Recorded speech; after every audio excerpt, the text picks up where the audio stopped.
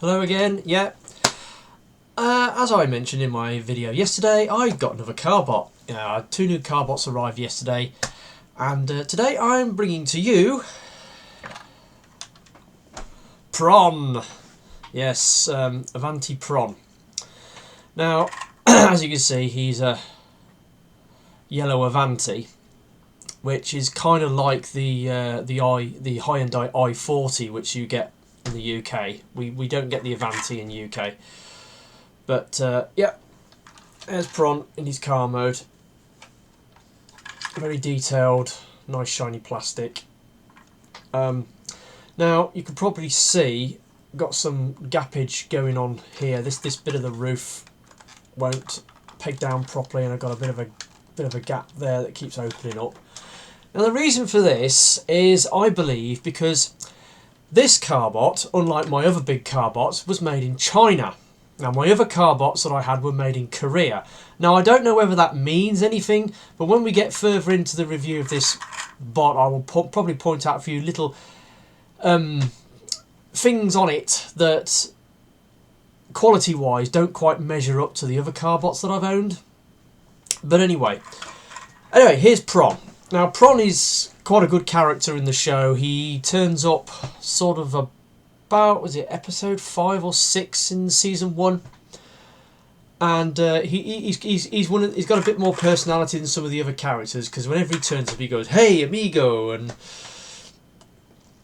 he's quite funny. There are a few episodes where Pron gets a starring role. As I do with my other Carbot reviews, I will put links down in the description below, so you can click onto episodes where Pron gets a show in. So yeah, I've been after this guy for a while, because out of the original Carbot characters, Pron is one of the ones that I like quite a bit. Dandy's my favourite. Pron, I would say, as a character in the show, is my second favourite, even though the show's all in Korean and I can't understand a word that they're saying. And it doesn't look like there's going to be any chance that they're ever going to do a subtitled or a dubbed version of the show, which is a shame, because it's a really good show. It's definitely got its own thing going on as regards to robots that transform into vehicles and stuff. It's as far removed from Transformers as you can get without being too dissimilar. So yeah, anyway, closer look. Obviously, you've got the moulded detail, got the high-end die badge on the front. It's got transparent lenses in the headlights. The other lights are painted in silver. Nice chromed rims. It's got blacked out windows. It's got like silver in the wing mirrors. On the back, it's got transparent red lenses. It's actually got the badges printed on. It says Avante on that side and it says GDI on that side. Now whether that means gasoline direct injection like the old Mitsubishis used to have, I don't know. But anyway, GDI, another high-end die badge. It's got the Hello Carbot logo on the rear number plate. Transparent lenses in the tail lights. Moulded exhaust pipes. Like I said, a bit of a gap going on here, going on this back door scene. You can't really see it on this, but also obviously the top parts of the car are made out of a transparent, sort of dark transparent plastic, and the yellow bits are painted on. And there is a slight difference in colour match between the back of the roof and the front. You could probably see it there. And also the doors on the side, which aren't quite so obvious here. But there are some, the plastic, even though they're yellow plastic, the front doors, they are quite thin. And you can see some of the details showing through from the other side. So, on the whole, quality-wise, the vehicle mode, it's not quite as good as some of the other Carbots that I've had. It doesn't hold a candle to Dandy or Sky. And I'm putting that down to the fact that this is a Chinese manufactured model rather than Korean. It could be just me, it could be just mine, just doesn't peg together properly. But anyway, that's the car mode. obviously you've got all the robot scrunched in underneath. He does have weapon storage in this mode. You can probably see his guns. I'll just get them out.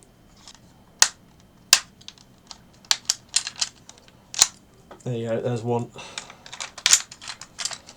And there's the other. There's these little round peggy things there and there where the weapons peg into in vehicle mode. Right, so there he is, Pron in his car mode.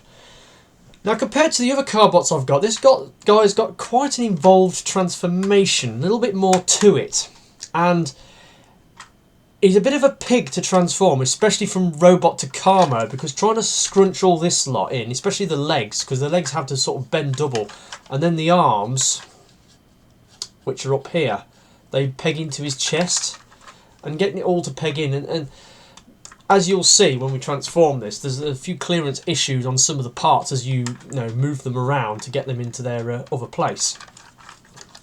So let's start the transformation. Now the doors are pegged in at the front, so you pull them out and then move them up. The front of the car is actually the legs, and the back of the car is the torso and the arms. So then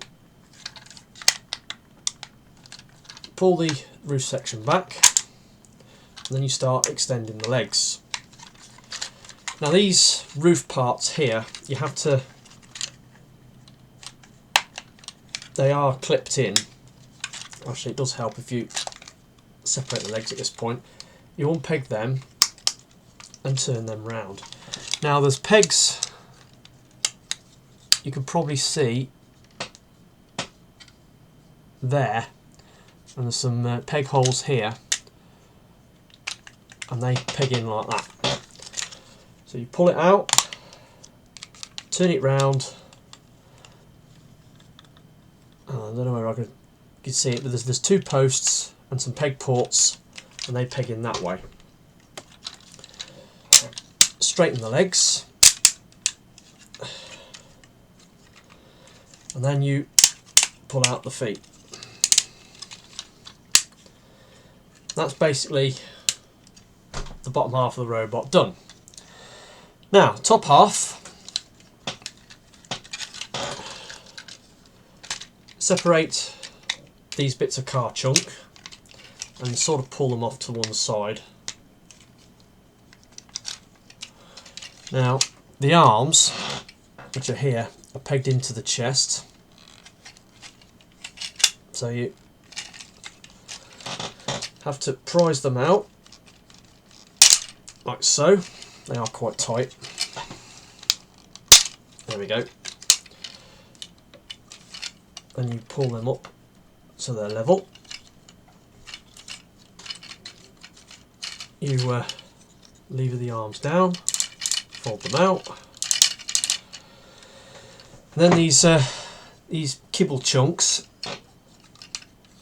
the side panel, the door panel, you fold down the side. And then there's this rotational joint.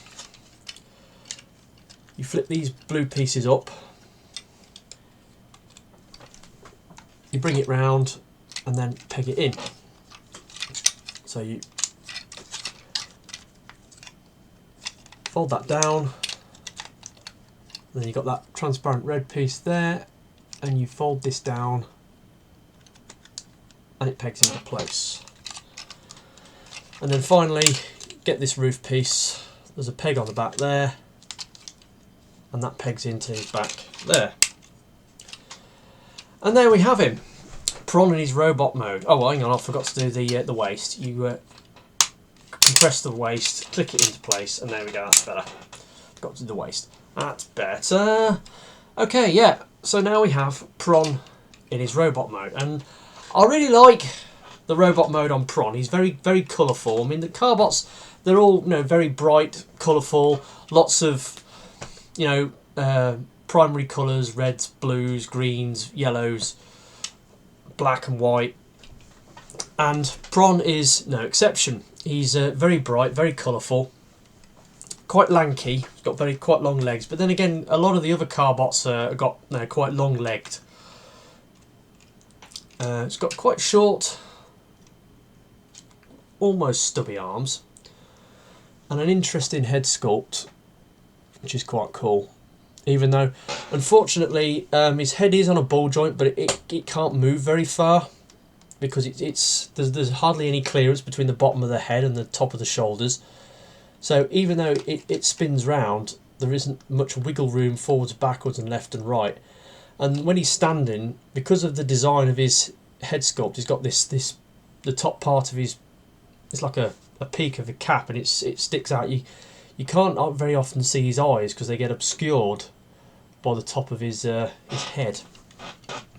It's got this rather interesting breast plate arrangement, which is quite cool. Lots of moulded detail and paint apps going on there. The articulation, like most Carbots, he lacks intermediate articulation joints, that is, sort of like bicep swivels, waist swivels, fist swivels, that sort of thing. He does have the basics. The shoulders go all the way around on that. Now, you can get his arm to go right up, but you have to sort of move this kibble chunk out of the way. And as you can see, it came disconnected as a result. So, a few clearance issues there. Now, his elbow, because it folds up double to go into the vehicle mode, his elbows go right up. So we can curl his elbows all the way up, so they go almost 180 degrees. However, because he hasn't got any swivels, you can't bring his elbows in, because he's got no upper bicep swivels, which is a shame. And that's one of the problems with these big Carbot figures, is they're lacking some, as I said, intermediate joints, articulation joints that would, if they had them, they'd be probably the best transforming toys in the world. So that's the top. They're loaded with ratchets, these things, and he's got ratchets there, he's got soft ratchets there, and then we go down to the waist, and leg goes that far back and goes that far forward. So plenty of articulation on the hip joints. Obviously they go right out and a little bit beyond. So plenty of articulation on the hips. Now they do have thigh swivels. That's one thing they do have. And the knees, again, ratchets about 90 degrees on the knees. Again, no waist swivel, unfortunately. And the feet, it's just got a little bit of movement on the toe joint. Not much, a couple of clicks, but no tilt. They are sort of cut at an angle so you can get a wide stance. So that's pretty much his robot mode. Now, they are very big, as you can probably tell, and a few size comparisons. Here he is next to Combiner Wars Leader Class Megatron, and as you can see, he's roughly about the same size, only a lot wider. And Combiner Wars Off-Road. So they're more or less twice as big as a Combiner Wars Deluxe figure. So they're big old figures, and I buy them off eBay, off Korean sellers on eBay, and they usually retail around about 45 quid with free postage for something like this. There are some people that sell them more expensive than that, but the cheapest I've seen them is on eBay.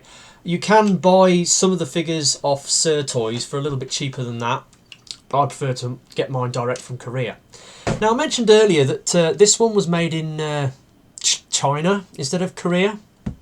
Oh yeah, I forgot to show off his guns. Obviously, he's got these two red sort of machine pistol things, and they fit in his fists. But I've also noticed he has got 2 peg holes in his shoulders, so you can, if you want to, stick the guns up there. But on the in the show, you hardly ever see them using guns, or if they're using weapons at all, they're usually like melee weapons. So I don't know why they come packaged with guns. They use swords and stuff, but I've never really seen them using guns. That's just an observation that I've made.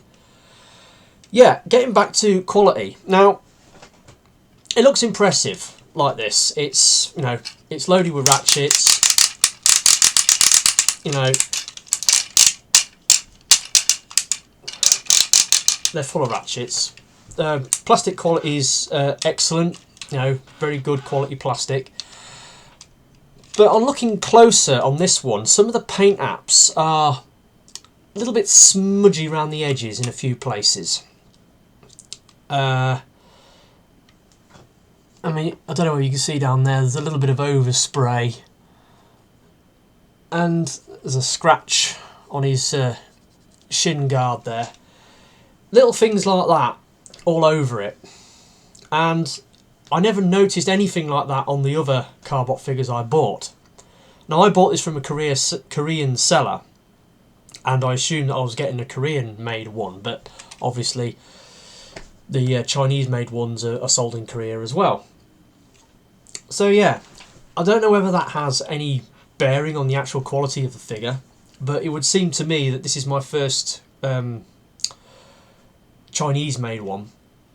That quality-wise, they're not quite as good as the Korean-built ones. But I mean, we're splitting hairs here, because on the whole, this is a very well-made, well-engineered toy, with the exception of the missing articulation joints. They're awesome. I mean, this, you gave this to any normal Transformer fanatic that says play with that, they'd play with it and they'd probably be quite impressed with it on the whole. So yeah, he's alright. I'm glad I bought him. He's one of the characters that I wanted to collect, even though I am a little disappointed that quality wise he doesn't quite measure up to the other Carbots that I've got, but still, he's okay, and I'm glad I bought him. So yeah, I have got another Carbot on the way, a character from Season 2. Obviously Season 2 is well underway. There's about 9 episodes on YouTube so far that I've seen. I've set up a playlist for them on my other YouTube channel, if you know which one that is. And yeah, I'm really looking forward to buying more of these Carbots. I mean, other characters from the new series like the bright green Genesis Coupe, Bourne, who's kind of like a James Bond style spy robot, and then you've got Artie, the full-on henshin samurai robot. He's pretty cool.